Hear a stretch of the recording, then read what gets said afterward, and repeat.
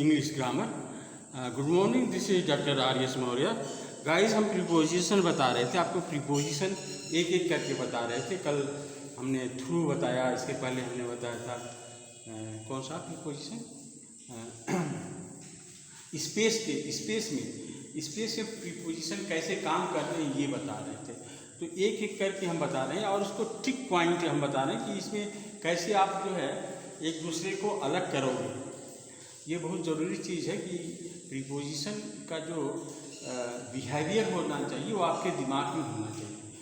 Preposition कैसे behave करता है दैट यू मस्ट नो। तो चलिए हम आ जाते हैं बिना किए हुए। अगर स्पेस में कोई सरफेस है, जैसे ये कि ये सरफेस है और सरफेस से ऊपर कोई काम हो रहा है, सरफेस है और सरफेस से ऊपर कोई काम हो रहा है, तो उसमें एबव का प्रयोग होता है। सरफेस है और सरफेस के बिलो काम हो रहा है, तो सरफेस के नीचे काम हो रहा है तो उसको हम बिलो कहते हैं। अब जैसे उदाहरण के लिए आपको, जैसे कि आप पानी में तैर रहे हो तो आपको क्या बोलेंगे, स्विमर। स्विमर मतलब होता है जो तैराक होता है। तो तैराक को क्या करना होता है, a swimmer has to keep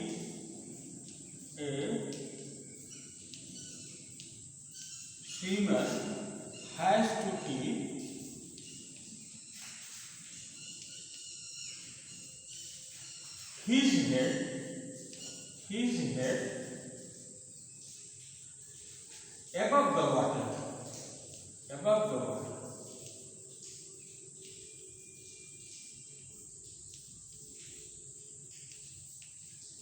एक तैराक को अपना सर जो है पानी के ऊपर रखना पड़ता है।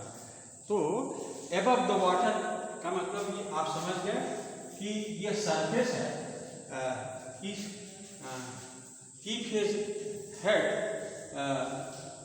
above the surface of water, आप ऐसे कर सकते हो, above the surface of water, above the surface of water।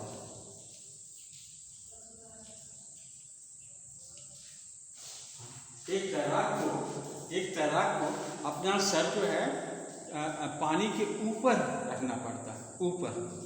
तो आप जो है इसको इजीली समझ सकते हो कि कोई चीज़ ऊपर हो, कोई एक सतह दिया हो और सतह की कोई चीज़ ऊपर हो तो उसको क्या बोलते हैं, एबव। एक और उदाहरण दे देते हैं। जैसे आप, अगर हम कहें कि आप जो है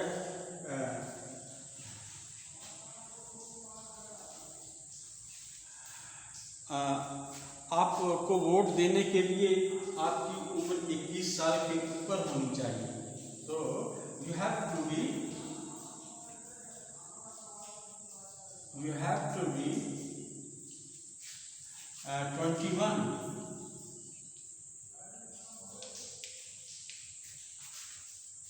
You have to be 21 या you have to be above 21, नहीं ऐसे करो, you have to be above 21,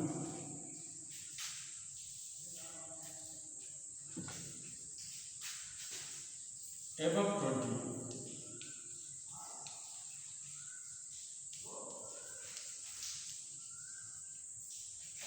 to enjoy voting rights, to enjoy voting rights।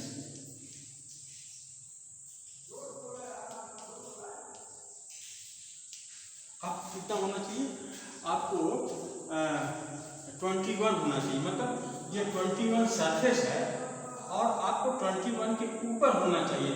आप 21, 22, आप जितना आपकी उम्र है आप 21 से नीचे नहीं होना चाहिए, ठीक। तो उसी तरह से हम इसको भी देखते हैं, दूसरे सिचुएशन को देखते हैं जिसमें हम बिलो का प्रयोग करते हैं। तो बिलो का प्रयोग करते हैं सरफेस के, दिए गए सरफेस के नीचे, दिए गए सरफेस के नीचे को हम बिलो से जो है, जैसे ही ब्रोक हिज नी,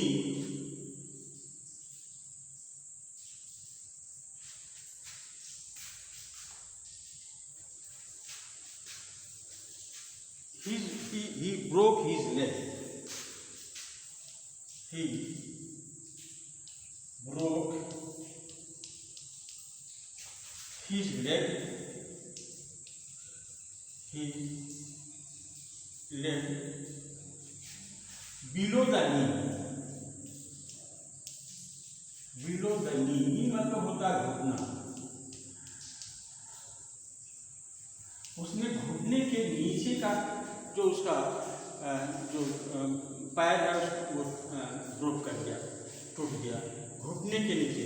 तो बिलो द नी का मतलब होता है कि आपका घुटना है, इसके नीचे का जो आपका पैर है उसमें फ्रैक्चर आया है, बिलो द नी। तो बिलो मतलब नीचे, नहीं, बिलो मतलब नीचे। तो इसी तरह से बहुत से ऐसी चीज़ें हैं, जैसे अभी इस तरह से एज के बारे में हमने बताया कि आपको एज इतना होना चाहिए। तो जैसे you can not see, you can not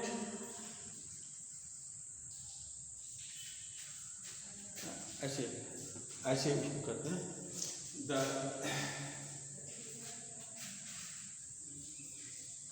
the children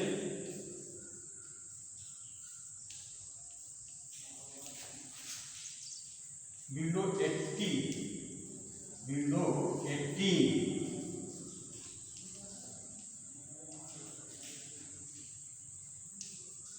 cannot see this film, cannot see this film, cannot see this film। इसका मतलब क्या हो गया कि जो बच्चे 18 साल के नीचे के हैं, बिलो 18 का मतलब 18 साल के नीचे के हैं, वो इस फिल्म को नहीं देख सकते। तो ये जो सरफेस है वो 18 है, 18 के बिलो के जो बच्चे हैं वो इस फिल्म को नहीं देख सकते। तो गाइज आपने देखा कि बिलो और एबव का प्रयोग हम कैसे करते हैं। ये अब अंडर का देखते हैं। अंडर का मतलब होता है कि नीचे, लेकिन अंडर का मतलब होता है कि कोई आदमी जो है वो आपके अधीन काम कर रहा है। जैसे he is working under me, he is working under मी, और अंडर मी, और ही इज वर्किंग बिलो मी। क्या अंतर हो सकता है? जैसे someone can below in rank, कोई आदमी आपसे रैंक में बिलो हो सकता है, तो इसका ये मतलब नहीं वो आपके कंट्रोल में नहीं है, और अंडर में होगा तो आपके कंट्रोल में होगा। अंतर आप यही समझ लीजिए कि बिलो का मतलब होता है जस्ट ही इज बिलो, मतलब lower in status, but he is not coming under your control।